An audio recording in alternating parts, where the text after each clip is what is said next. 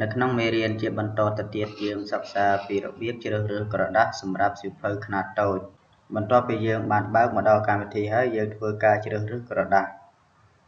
យកអាកាស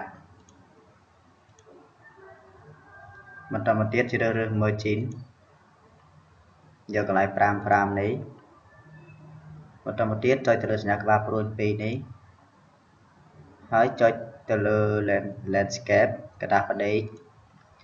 បន្តមកទៀតនៅកន្លែងនេះយើងដាក់ 0.39 នៅកន្លែង left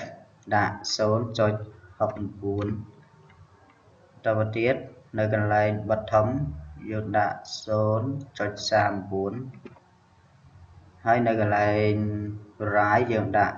0.53 បន្តទៀតជ្រើសរើសនៅកន្លែង multiple page book fold ហើយចុចទៅមើល paper របស់យើងគឺក្រដាស A4 ចុចទៅលើ layout គឺវាបានបង្ហាញឲ្យយើងរួចហើយ